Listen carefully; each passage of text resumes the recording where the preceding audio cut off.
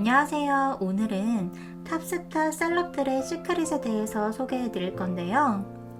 방법에 대한 이야기를 조금 서론으로 말씀드려 볼게요. 이미 제가 다른 영상들에서도 많이 다룬 주제지만 우리가 시크릿을 할 때 어떤 방법이 제일 좋을까요? 각자 머릿속에 떠오르는 방법이 있으실 거예요.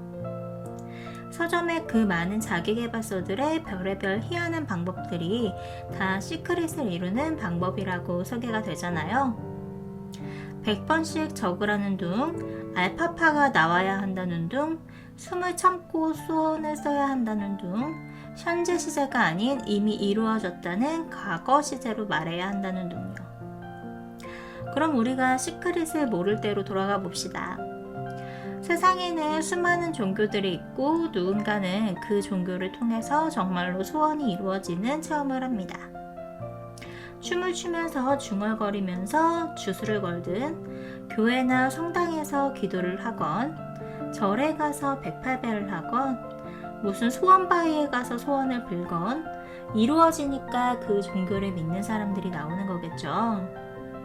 춤을 추면서 주술을 외워서 소원이 이루어졌다면 그건 원시신앙의 방법이 옳은 방법이라서일까요? 내가 기도를 해서 소원을 이뤘다면 기도만 옳은 방법이어서일까요? 제 채널을 보고 계시는 분들이라면 아마 그렇게 생각하시는 분들은 이제 없지 않을까 싶습니다. 신념의 마력이라는 책을 보면요. 그 저자가 그런 신기한 사례들에 대해서 무수히 공부를 하면서 정말 이상하고 기괴한 이야기도 천지였지만 그 수많은 책들과 연구 사례에서 공통적으로 발견할 수 있었던 것이 바로 신념이라고 해요. 예를 들면 징크스나 일일 운세 같은 것도 그런 것이겠죠. 우리나라에서는 미역국을 먹으면 시험 떨어진다고 수험생들을 먹지 않게 시키지만 사실은 누군가는 미역국 먹고도 만점 맞을 수 있는 거거든요. 담배 피우고 술 마시면 일찍 죽는다고 누군가는 말하겠지만 장수하시는 분들 인터뷰해보면 결국은 애주가 애연가이신 분들이 많고요. 결과적으로 신념에 따라서 우리는 우리의 삶을 유리하게 만들 수도 있고 불리하게 만들 수도 있습니다. 본인에게 유리한 명제들을 신념으로 만드시길 바랍니다. 그럼 여러분들이 몰랐던 스타들의 시크릿을 알아봅시다. 제가 연예인을 예로 드는 것을 좋아하는 이유는 모두가 볼 수 있는 곳에 있는 사람들이기 때문이에요. 굳이 기다 아니다 논쟁할 필요가 없이 결과를 눈으로 보여주는 사람들이거든요. 어느 나라 어느 시대 사람인지도 모를 철광왕 누구누구, 석유왕 누구누구 이런 것들보다는 훨씬 친근하고 피부에 와 닿을 것이라고 생각합니다. 그럼 시크릿을 활용한 가장 첫 번째 스타는 누구일까요? 바로 아이유 씨입니다. 아이유 씨는 나는 행운하다 라는 명제를 좌우명으로 삼고 늘 마음에 새기신다고 해요.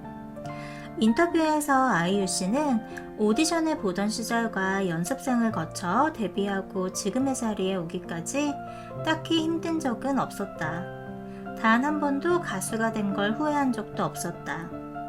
평소 나쁜 일은 금방 잊어버리는 데다 나는 행운하다 라는 말을 좌우명으로 삼고 늘 마음에 새긴다 라고 말씀하셨다고 합니다. 또 항상 아이유 씨가 나온 프로그램을 보면 아이유 씨는 본인 주변의 스태프들이나 동료 연예인들에게 무언가를 많이 베푸는 것으로 유명한데 그러면서도 늘 본인은 인복이 많다 라고 하시는 걸 볼 수 있어요. 이런 명제를 마음에 품고 자신의 것으로 만드실 수 있는 아이유 씨는 정말 행운아인 것 같습니다. 두 번째는 수지 씨인데요. 수지 씨가 초등학교와 중학교를 졸업할 때 친구들과 나누었던 롤링페이퍼입니다. 읽어보고 놀랐던 게 너무 당당하고 나는 연예인이 될 거다 라는 명제에 대한 의심이나 저항 같은 일말의 감정이 조금도 느껴지지 않고 마치 이미 스타가 된 듯한 확신과 자신감이 강하게 느껴집니다.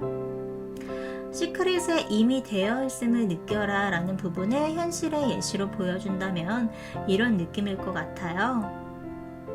그리고 수지 씨의 이미지를 보면 발랄하고 뭔가 덜렁댈 것 같은 그런 느낌인데 연예인이 되기 전 기록했던 노트들을 보면 굉장히 꼼꼼하게 기록을 하시더라고요.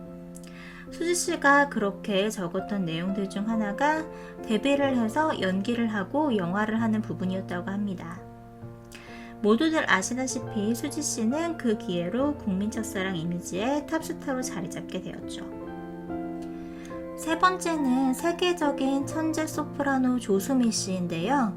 아무래도 성악이라는 것은 각자의 개성으로 인정받는 엔터테인의 영역이라기보다는 어떤 기준이 있고 그 기준에 부합해야 하는 예술의 영역이잖아요.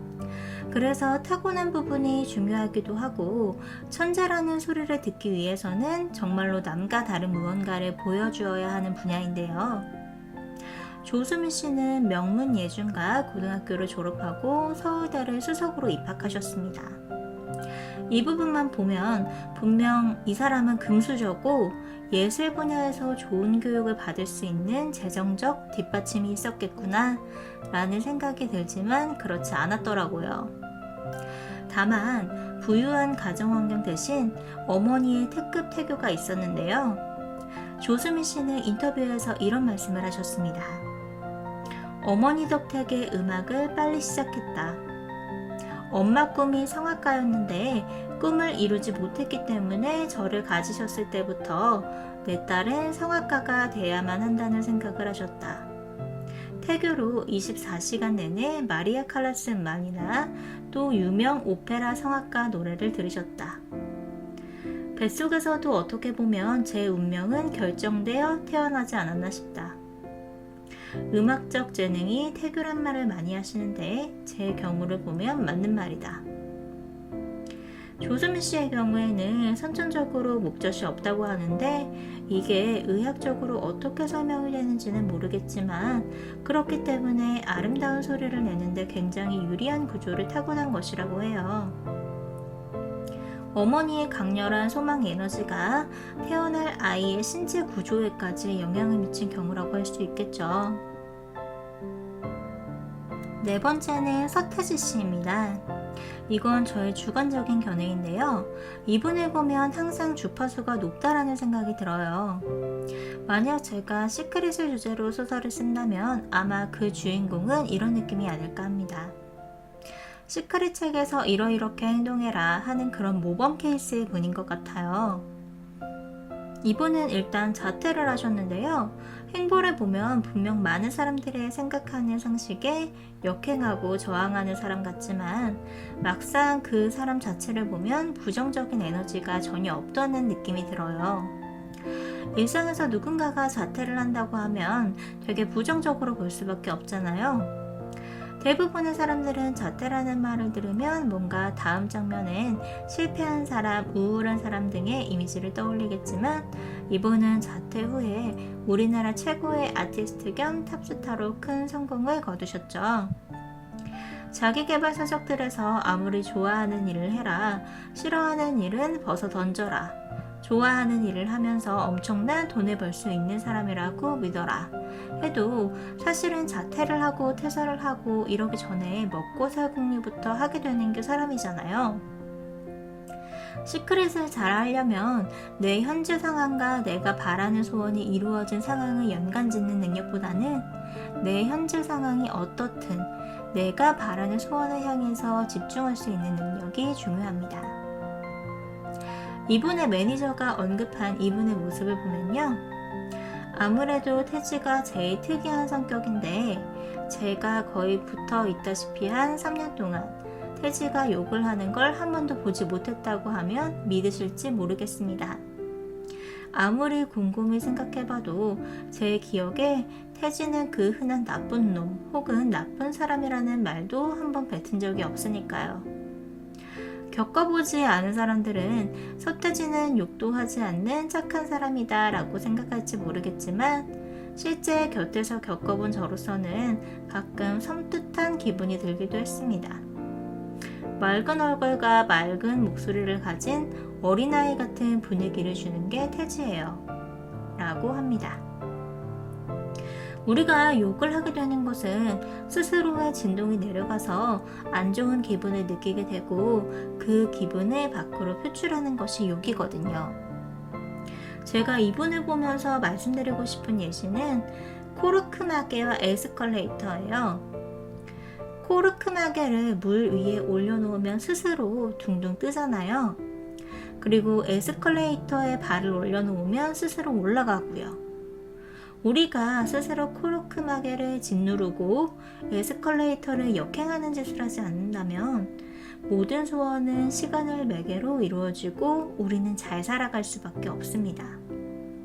안 될 거라는 생각으로 혹은 소원에 반대되는 생각으로 스스로를 힘들게 하지 않는다면 소원은 반드시 이루어집니다. 이분은 스스로 시크릿과 관련된 언급을 하진 않으셨지만 선천적으로 타고났건 후천적으로 습득했건 이미 그것을 잘 알고 활용하실 수 있는 분이라는 생각이 듭니다. 어떠신가요? 많은 사람들을 주의 깊게 관찰하다 보면 우리는 인생은 역시 생각의 결과물이구나 라는 결론에 도달할 수밖에 없습니다. 모든 사람들과 상황들을 하나의 사례로 삼고 우리에게 유리한 명제를 자신의 신념으로 만드는 것이 소원을 이루기 위해 우리가 해야 할 일입니다. 원하는 모든 소원 이루시길 바랍니다. 봐주셔서 감사합니다.